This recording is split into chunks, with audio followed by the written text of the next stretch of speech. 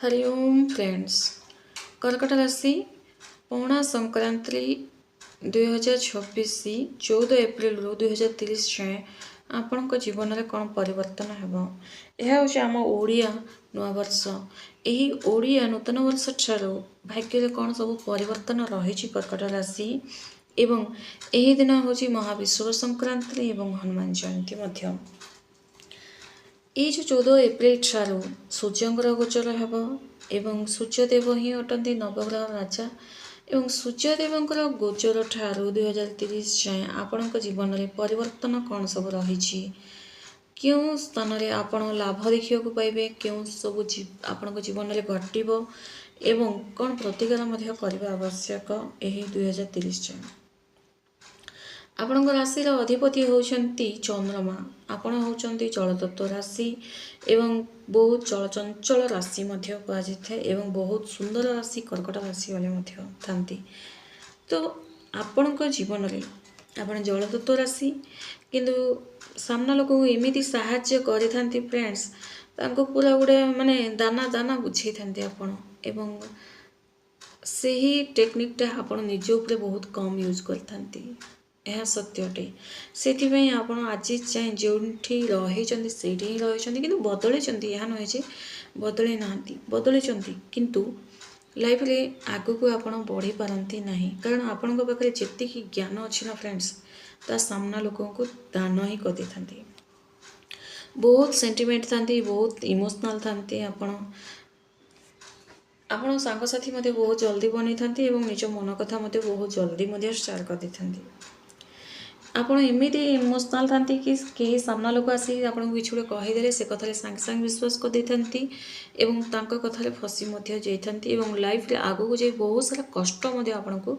सहवाक पड़ी था किंतु बह जमी आपंकर हो जाए ना बह पर भाग्य परिवर्तन होता है गोटे भल जगार ही आपंकर बह होता है। कर्कट राशि किंतु बह गले आपणकर जी भी जा जेठानी जी भी अच्छा ना आपणकर माने जी भी से रिलेटिव्स जी भी थे से किसी ना कि माने रागरुषा आपण थाए कि जेलसमेंट थाए तो ये सब किंतु कहीं किसी आपंकर बिगाड़ी पारती ना एक जान रखु। तो कर्कट राशि क्यों राशि मान आप मिसबे जदि ना आपणकर 2030 भितर आप भाग्योदय हम आप जहाँ चाहते ताक लगे कारण बेले बेले मित्र राशि मान सहित जो आम मिसवा तो जीवनटा बहुत बढ़िया थाए से सहित अंडरस्टांडिंग बहुत बढ़िया थाए किंतु जदि आम शत्रु राशि सहित मिसी था कि शत्रु राशि सह किसी बिजनेस व्यापार जदि आरंभ करने को चाहू था तो माने लॉस होगा सह शत्रुता देखा देता है जोड़ा जीवन सारा सेटा माने शत्रुता एमती देखा जाए मुझे हरैबी सी मो सहित एमती कला सेमती भाभी भाभी ही आमर समय जाए तेणु प्रत्येक डिसीजन गोटे भल डिसीजन होगा आवश्यक। आपण मित्र राशि हे सबुठारु बेस्ट मित्र राशि हे बिछा राशि आपण बहुत बढ़िया मित्र राशि भी नंबर 1 रहिले नंबर 2 रहिले मीन राशि नंबर 3 धनु राशि नंबर 4 सिंह राशि नंबर 5 जो मेष राशि सब पुणी थे कौच सबुठारु बेस्ट राशि हे बिछा राशि सेकेंड मीन राशि थर्ड धनु राशि फोर्थ सिंह राशि फिफ्थ मेष राशि इमानक सह जदि आपण फ्रेंडशिप करेंगे इमानक सह साथ देवे तो बहुत बढ़िया रहा कारण इमाने जदि किसी गोटे आइडिया दिखते ना लाइफ रे आग को आप बढ़ेबार संभावना थाए जदि माने जदि आपणकर ऑफिस रे अच्छी तो एमानकर साथ टोटली छाड़ू ना। कर्कट राशि भाग्य केबे आपणकर बदलिबो क्यों वर्ष रे आपणकर भाग्य बदली थाए देखो 26 वर्ष पर आप लाइफ रे बहुत आगे बढ़ी था बहुत सफलता आपन को मिली था 26 वर्ष पर किंतु जो मन मन गोटे स्वप्न जो आप क्रिएट करते ना फ्रेंड्स रात शोला बेले निजे निजे गोटे फिल्म क्रिएट करते जो बंद करेंगे आपण भल कारण ओवर थिंकिंग आपण को बहुत पछरे पकई थाए आपण जीवन सबुठ बड़ शत्रु होकर ओवर थिंकिंग बिना मतलब अजणा कथा गुड़ाक आप भाविकी बसता से ओवर थिंकिंग टाक कंट्रोल करने आवश्यक नचेत आप 26 गुण 30 गुण 35 गुण 40 गले भाग्य बदलिब नाही जदि आपण ओवर थिंकिंगटाକୁ जदि कंट्रोल करेंगे नहीं। आपण देखो जून 2027 शनिदेव दशम घर को आसवे। वर्तमान शनिदेव आपंकर नवम घर रही मैंने जून 2027 रू 2029 जाए दशम घरे शनिदेव रे। देखो वर्तमान जो शनिदेव नवम घर रही आपणकर कम विलम्बता देखा काम आपणकर होना किंतु बेले बेले आपण भी काम होना कहीना थकी जाती काम बनूना कहीना चुप रही था किसी लोकों दोष दे था कि से काम करूना काम होगा दौना किंतु नवम घरे शनिदेव रहा काम विलम्ब कर धान दपड़ कर तेणु टेंशन हूँ ना काम होनी कहीना आपण पछघुंचा करतु ना काम उपरे ध्यान दिंतु निश्चित भाव आपंकर काम बनब जदि आज बनूना तो काली पुणी से काम चेष्टा करूँ निश्चित भाव काम हम किंतु चेष्टा छाड़ू नहीं। राहु अष्टम घर रही वर्तमान तो अष्टम घरे राहु रही माने वर्तमान तो देखिए आपंकर स्वास्थ्य किसी ना कि समस्या तो निश्चित भाव रही दांतजनित समस्या गलाजनित पेन किंबा ठंडा खास होगा कि शरीर में दुर्बलता देखा एसबू तो राहु अष्टम घरे रही सब देखे ही था। वर्तमान राहु अष्टम घरे जेहेतु रही तो आपन को समस्या देखा तेणु कौन से प्रकार चिंता करिवार नहीं निज शरीर को केयर करिवार समय। राहु 2027 रे सप्तम घर को जीवे।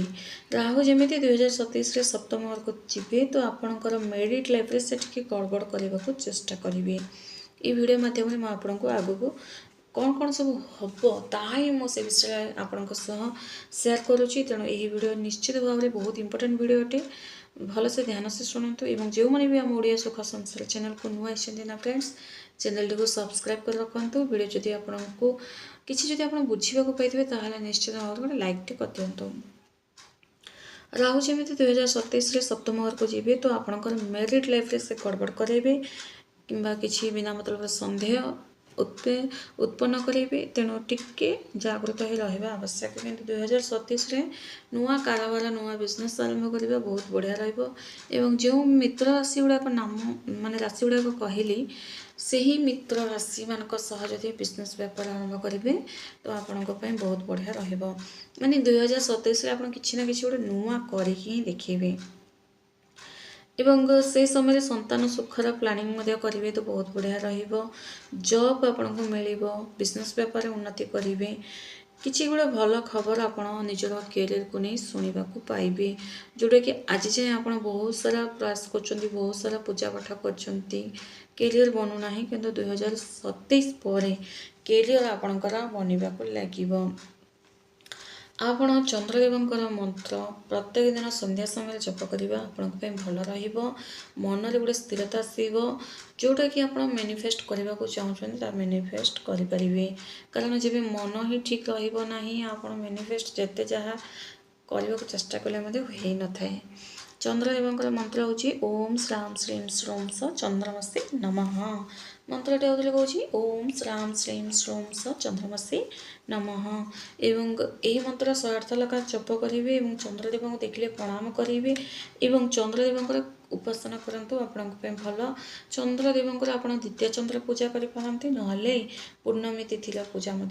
करपारती करके देखु चंद्रदेव जमी चमकुंट ना फ्रेंड्स आपण भाग्य सेमती चमकवाक लगे। ये छोट छोट उपाय आपण जीवन बदल देव आपड़ जब चाहते सोमवार उपासना करपारती सोमवार उपवास करवा पूजा पाठ व्रत करवा आपण भल सोमवार ओम नमः शिवाय मंत्र 108 लाख जप करूँ एवं सकारात्मक होकर रुहतु क्या प्रति नेगेटिविटी भावतु ना समस्ते आपणकर आपण समस्तकर एमती गोटे पॉजिटिव थॉट्स ही क्रिएट करवा उचित कमेंट्स श्रद्धार सह भक्तिर सह हर हर महादेव निश्चय रखु। धन्यवाद।